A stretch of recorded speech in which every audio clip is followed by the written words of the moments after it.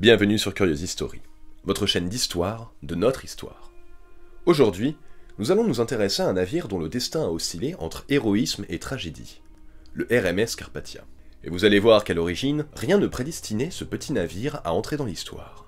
Construit en Angleterre par le chantier naval Swanhunter and Wigwam Richardson, ce paquebot transatlantique de la Cunard Line entame sa carrière en 1903, assurant la liaison entre Liverpool et Boston. L'année suivante, il est affecté aux traversées vers la Méditerranée, un rôle discret mais essentiel au commerce maritime de l'époque. Mais son destin, ainsi que celui de son équipage, change dans la nuit du 14 au 15 avril 1912. Alors que le Carpathia poursuit sa route en Atlantique, un message de détresse brise la routine du bord. Le Titanic, fleuron de la White Star Line, vient de heurter un iceberg. Immédiatement, le capitaine Arthur Rostrom ordonne de détourner le navire et d'accélérer à pleine puissance vers le navire en perdition. Pendant plusieurs heures, l'équipage navigue à travers des eaux semées d'icebergs jusqu'à atteindre les coordonnées du naufrage, 2 heures après la disparition du Titanic sous les flots. À l'aube, le Carpathia recueillera 700 survivants, devenant pour de nombreuses années le symbole du navire de sauvetage en mer. Mais son propre destin sera tout aussi tragique. 6 ans plus tard, en pleine Première Guerre mondiale, le Carpathia continue d'assurer des traversées transatlantiques lorsqu'il est pris pour cible par un sous-marin allemand. Le 17 juillet 1918, au large des côtes irlandaises, l'U-55 lui lance 3 torpilles. Malgré les tentatives de garder le navire à flot, les dégâts sont trop importants. 5 membres de l'équipage périssent et le paquebot finit par sombrer dans l'Atlantique. Ainsi, le Carpathia est passé de simple paquebot de ligne à navire sauveur avant de succomber à son tour aux dangers de l'océan. Comment s'est déroulé le sauvetage du Titanic? Pourquoi le Carpathia a-t-il été pris pour cible durant la Première Guerre? Installez-vous confortablement et laissez-moi vous narrer l'histoire d'un navire dont le destin est resté gravé dans la mémoire maritime.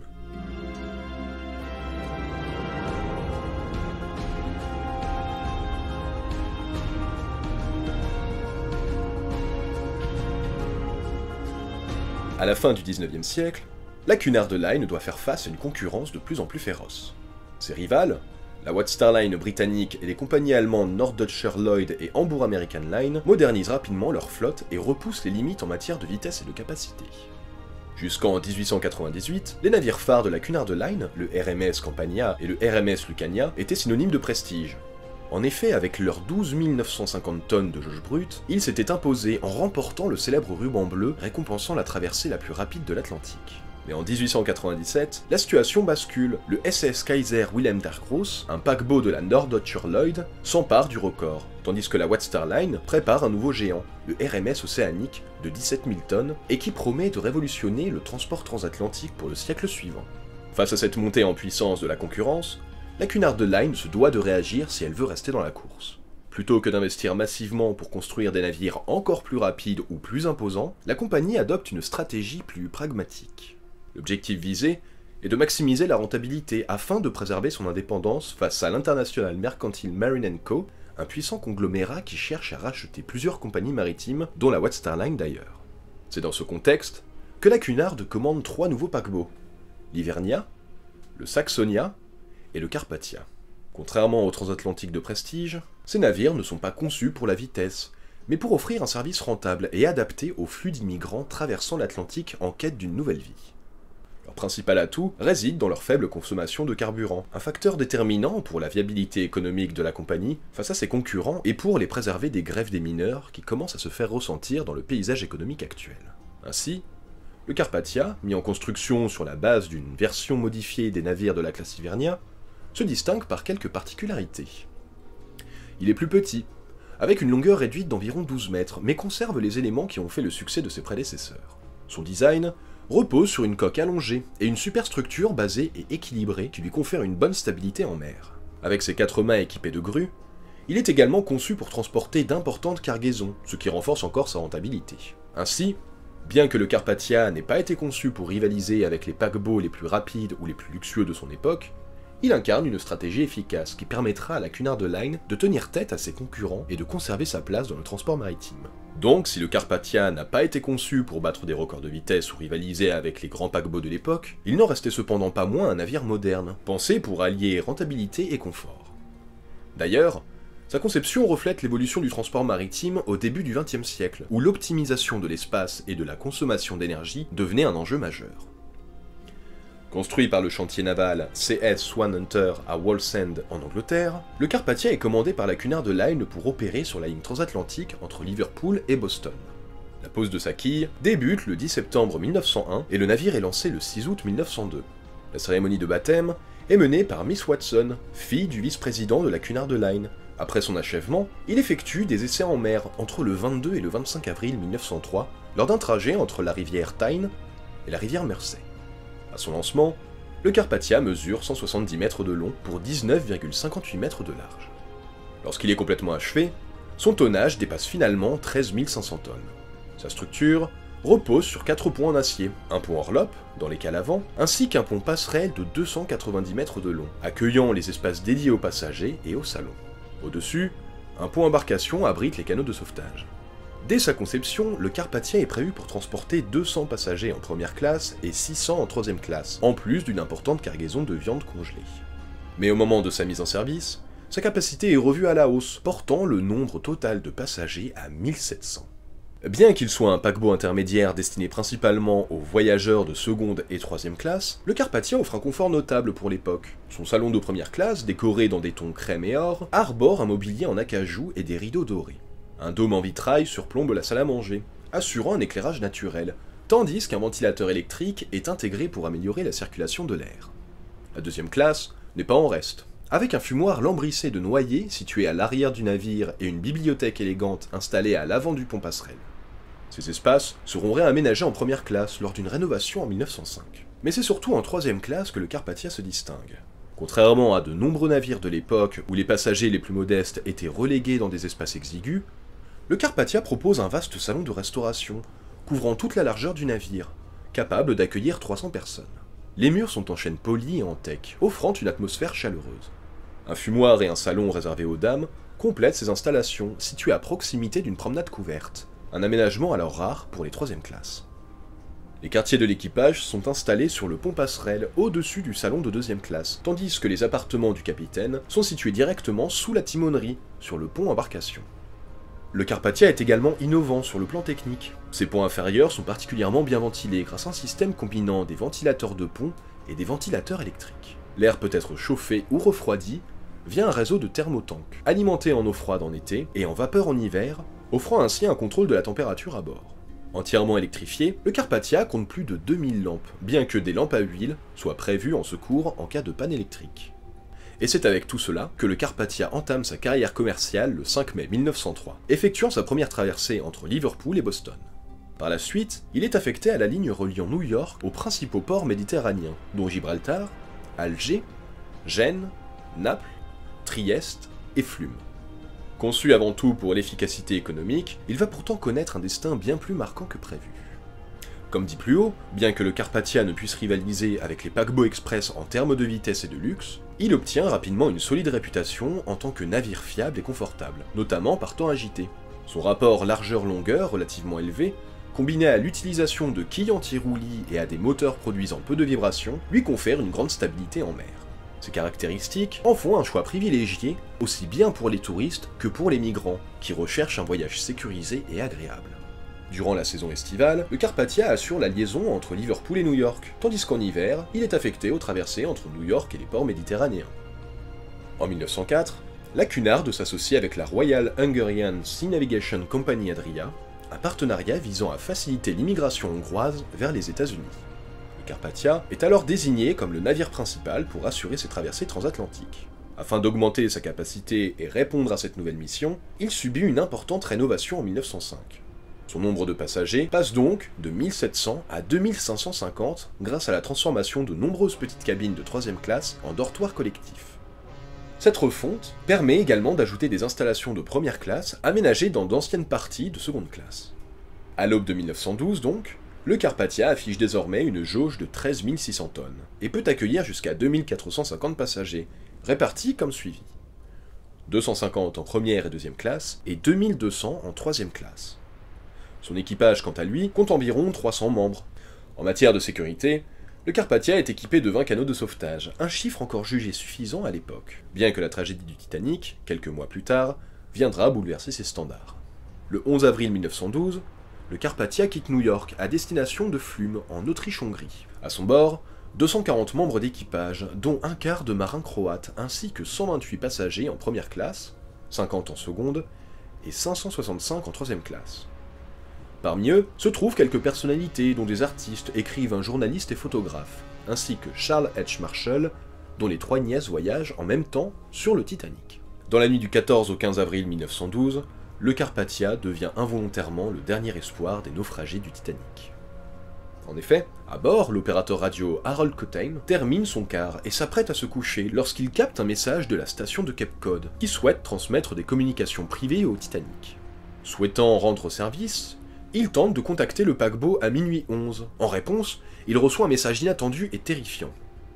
CQD, CQD, SOS, SOS, le Titanic a heurté un iceberg, besoin d'aide immédiate. D'abord sceptiques, les officiers de quart du Carpathia hésitent. Cottam, convaincu de l'urgence, réveille le capitaine Arthur Rostrom. D'abord agacé, celui-ci passe immédiatement à l'action dès qu'il comprend la gravité de la situation. Il ordonne de faire demi-tour, demande aux machines d'atteindre leur vitesse maximale et réunit son état-major. La position du Titanic est à 58 000 nautiques, environ 107 km, soit 3h30 de navigation en pleine vitesse. Rostrom prend des mesures exceptionnelles pour maximiser la vitesse du navire. Coupure de l'eau chaude et du chauffage pour rediriger toute la vapeur vers les machines, renforcement de la veille, avec des guetteurs postés pour éviter les icebergs sur la route, 3 médecins sont placés dans les salles à manger des 3 classes pour soigner les survivants. Des échelles, des couvertures et des sacs postaux sont disposés aux portes d'embarquement pour hisser les rescapés à bord. Pendant ce temps, Cottam informe le Titanic que le Carpathia fait route à toute vitesse et qu'il arrivera dans environ 4 heures. Pour éviter toute saturation du réseau radio, il choisit de ne plus envoyer de messages, laissant le champ libre aux appels de détresse du Titanic. À 2h45, le Carpathien atteint le bord du champ de glace. Pendant près de 2 heures, il slalome entre les icebergs, heurtant de petits blocs de glace qui frottent contre la coque. Enfin, à 4 heures du matin, le Carpathia arrive sur les lieux du naufrage, mais il est trop tard. Le Titanic a coulé depuis 1h30, entraînant 1523 personnes dans les eaux glacées. Seules 705 âmes ont survécu, regroupées dans les canaux de sauvetage qui flottent çà et là entre les champs de glace. Durant 4h30, le Carpathia récupère les survivants hissés à bord par l'équipe médicale et l'équipage. Le médecin Arpad Langiel, grâce à son expérience paramédicale, effectue les premiers diagnostics dès leur arrivée. Aussi, les passagers du Carpathia se mobilisent pour réconforter les rescapés. Café chaud et couvertures et vêtements secs sont distribués. Des cabines sont cédées aux rescapés en état de choc. Les salles à manger sont, comme dit plus haut, transformées en infirmerie, sous la direction des médecins Francis Edward dit Frank McGee et Vittorio Risicato. À 9h du matin, le dernier survivant est hissé à bord. Rostrom donne l'ordre de quitter la zone, laissant derrière lui une mer jonchée de débris, de gilets de sauvetage et de quelques corps flottants éparpillés au gré des courants. Le Carpathia doit maintenant décider où débarquer les rescapés. Plusieurs pistes sont d'ailleurs envisagées. Les Açores, une solution économique pour la Cunard, Halifax, le port le plus proche mais entouré par la banquise, ou New York, la destination initiale du Titanic. Après consultation avec Bruce Ismay, survivant et directeur de la White Star Line, Rostrom choisit New York. Pendant la traversée, la radio du Carpathia est submergée de messages, notamment des offres de journaux prêts à payer une fortune pour des témoignages exclusifs. Rostrom refuse, et ordonne qu'aucune information ne soit transmise directement aux médias. Le 17 avril, le croiseur américain USS Chester rejoint le Carpathia et transmet la liste des survivants à la presse. Enfin, le 18 avril, après une navigation difficile marquée par des tempêtes et du brouillard, le Carpathia accoste à New York sous une pluie battante. Le navire débarque d'abord les 13 canots du Titanic au quai de la White Star Line, le Pier 59, puis les survivants au Pier 54 de la Cunard. À la suite de ce sauvetage, l'équipage du Carpathia est couvert d'honneur. Chaque membre d'équipage reçoit une médaille de bronze. Les officiers reçoivent eux une médaille d'argent. Et le capitaine Rostrom reçoit une médaille d'or et une coupe en argent offerte par Margaret Brown, dite Molly Brown, passagère de première classe du Titanic. D'ailleurs, le capitaine du navire est même anobli par le roi George V et devient Sir Arthur Rostrom. Il est aussi reçu à la Maison Blanche par le président Taft, qui lui remet la médaille d'or du Congrès, la plus haute distinction américaine de l'époque. Parmi les membres d'équipage, Josip Carr, un jeune serveur croate de 18 ans, conserve en souvenir un gilet de sauvetage du Titanic. En 1938, il en fera don au musée maritime de Rijeka, où il est encore exposé aujourd'hui. Il s'agit là de l'un des 14 gilets de sauvetage authentifiés du Titanic et le seul visible en Europe. Donc si vous voulez aller faire un pèlerinage, c'est par là que ça se passe. En hommage à son rôle dans le sauvetage du Titanic, une montagne sous-marine située au sud-est de Terre-Neuve dans l'Atlantique Nord porte désormais le nom du navire, le mont Carpathia.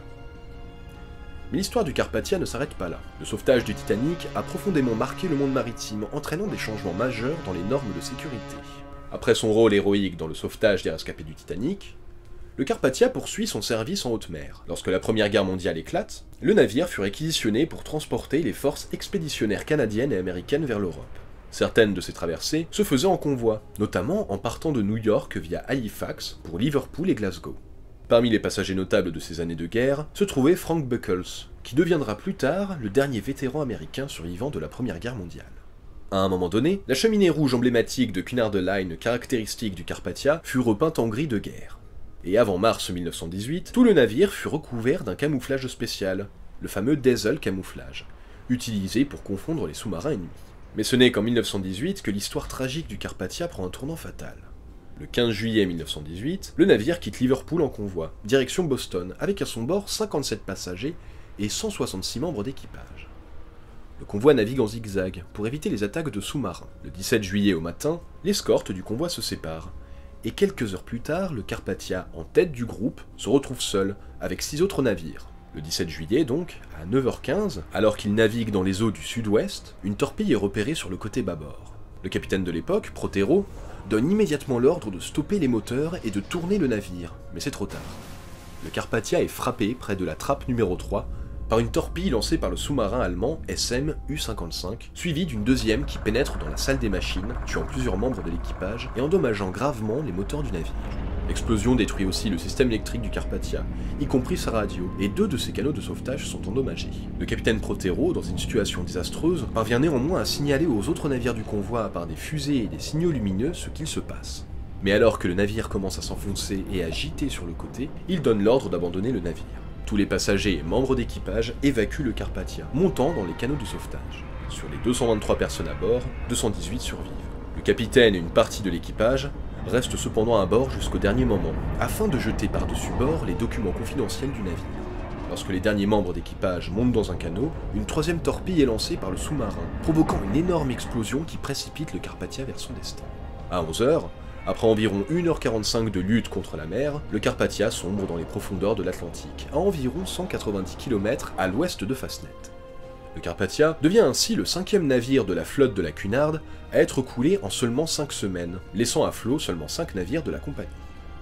Beaucoup plus tard, le 9 septembre 1999, les agences de presse Reuters and App rapportaient que la société Argosy International Ltd, dirigée par Graham Jessop, le fils de l'explorateur sous-marin Case Jessop et soutenu par la National Underwater and Marines Agency, avait découvert l'épave du RMS Carpathia, à 180 mètres de profondeur, à environ 298 km à l'ouest de Land's End. Cependant, des conditions météorologiques défavorables forcèrent son équipe à abandonner l'emplacement avant que Jessop ne puisse confirmer la découverte avec des caméras sous-marines. Lors de son retour, il fut révélé que l'épave trouvée n'était pas celle du Carpathia, mais celle du Isis, un navire de la Hamburg American Line coulé le 8 novembre 1936. En 2000, l'auteur et plongeur américain Clive Cussler annonça que son organisation, la NUMA, avait trouvé la véritable épave du Carpathia au printemps de cette même année. À une profondeur de 150 mètres, il fut établi que le Carpathia reposait droit sur le fond marin. L'emplacement approximatif de l'épave a été donné comme étant à 190 km à l'ouest de Fastnet, en Irlande. En conclusion, le Carpathia n'était pas qu'un simple navire transatlantique parmi tant d'autres. S'il avait eu une carrière relativement tranquille avant 1912, c'est le rôle héroïque qu'il joua lors du naufrage du Titanic qui immortalisera son nom dans l'histoire. Cette tragédie, qui fit plus de 1500 victimes, aurait pu être encore plus grande si le Carpathia n'avait pas répondu à l'appel désespéré du Titanic dans la nuit du 14 au 15 avril. Son capitaine, Arthur Henry Rostrom, et son équipage ont risqué leur vie pour sauver les rescapés du Titanic, témoignant d'un courage, d'une réactivité et d'une humanité remarquables. Ils n'ont pas seulement transporté des survivants, ils ont porté avec eux l'espoir, la compassion et la dignité humaine en des moments de grande tragédie. En seulement quelques heures, le Carpathia a pris à son bord 705 personnes, faisant de son voyage vers New York un acte de résilience et de solidarité. En juillet 1918, alors qu'il faisait partie d'un convoi, il fut torpillé par un sous-marin, et le Carpathia coula au large des côtes irlandaises. Ce fut la fin tragique d'un navire qui avait marqué l'histoire par son courage et son dévouement. À travers ces 2 événements majeurs, le Carpathia incarne une époque où, face à la souffrance et au chaos, l'humanité pouvait faire preuve d'une immense solidarité. Son nom résonne aujourd'hui comme celui d'un navire qui a marqué les esprits non seulement pour sa tragique fin, mais aussi et surtout pour son rôle salvateur lors de l'une des plus grandes catastrophes maritimes de l'histoire. Merci infiniment d'avoir pris le temps de découvrir l'incroyable histoire du RMS Carpathia avec nous. Et grâce à vous, cette histoire continue de vivre, et c'est un honneur de pouvoir la partager avec des passionnés comme vous. Si vous avez apprécié cette vidéo, n'oubliez pas de liker, de vous abonner, ou de la partager pour que d'autres puissent aussi connaître cette page fascinante de notre passé. Quant à moi, je vous remercie de votre soutien, et vous dis à très bientôt pour de nouvelles découvertes sur votre chaîne Curious History.